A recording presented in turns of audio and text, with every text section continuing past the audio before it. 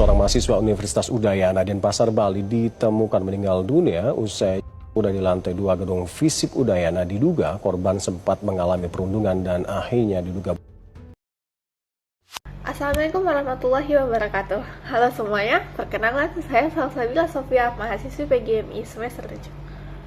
Pada kesempatan ini, saya ingin mengajak kita semua menaruh perhatian penuh pada isu yang sudah beredar di tahap darurat, khususnya di dunia pendidikan, yaitu bullying.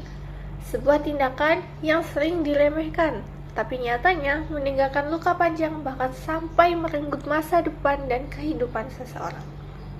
Bayangkan, seorang siswa atau mahasiswa datang ke sekolah tiap hari bukan untuk belajar, tetapi untuk bertahan. Bukan karena tugasnya sulit, tetapi karena lingkungannya kejam. Bullying bukan lagi soal ejekan kecil. Bullying hari ini sudah memakan korban jiwa.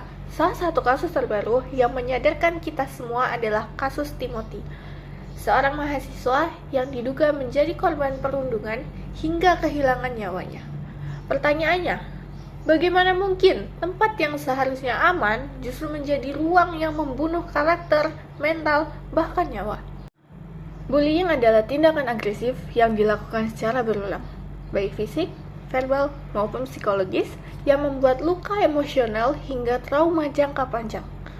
Data dari Komnas Perlindungan Anak Indonesia atau KPAI dalam beberapa tahun terakhir mencatat bahwa kasus kekerasan dan perundungan di sekolah terus meningkat. Fenomena ini menunjukkan bahwa bullying bukan kasus 1-2 orang, tetapi gejala sistemik di dunia pendidikan kita. Kasus Timothy menjadi titik refleksi kita sebagai masyarakat.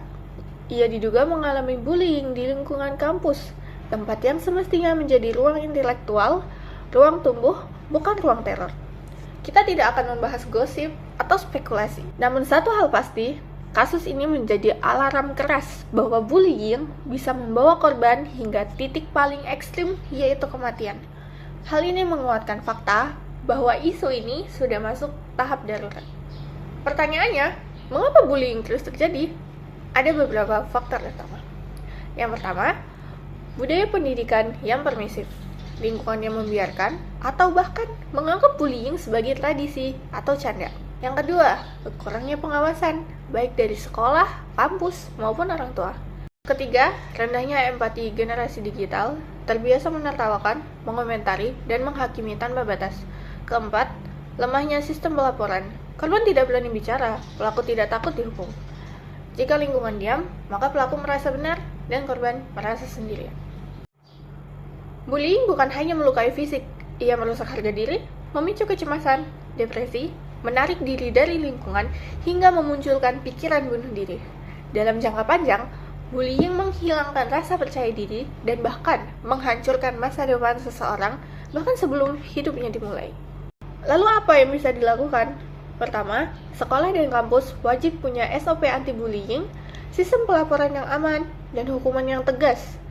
Kedua, guru, dosen, dan orang tua harus peka terhadap perubahan perilaku anak dan tidak meremehkan kata-kata "aku tidak nyaman" atau "aku takut ke sekolah".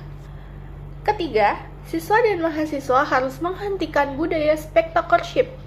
Jangan jadi penonton saat ada yang dibully. Diam berarti ikut melukai. Pendidikan karakter dan empati harus jadi kurikulum nyata, bukan hanya slogan. Sekolah seharusnya menjadi tempat menumbuhkan hidup, bukan mengakhirinya. Kasus Timothy adalah cermin, sekaligus peringatan keras bagi kita semua. Bullying bukan masalah individu. Ini menjadi masalah sistem, budaya, dan kemanusiaan. Dan perubahan hanya terjadi kalau kita menolak untuk diam. Saatnya kita menjadikan sekolah dan kampus sebagai tempat yang aman, sehat, dan manusiawi. Karena setiap siswa berhak untuk tumbuh, bukan takut. Saya Salsabila Sofia mengucapkan terima kasih atas perhatian dan waktu yang diberikan. Semoga kita semua menjadi generasi yang peduli, lebih manusiawi, dan lebih berani melawan bullying. Wassalamualaikum warahmatullahi wabarakatuh.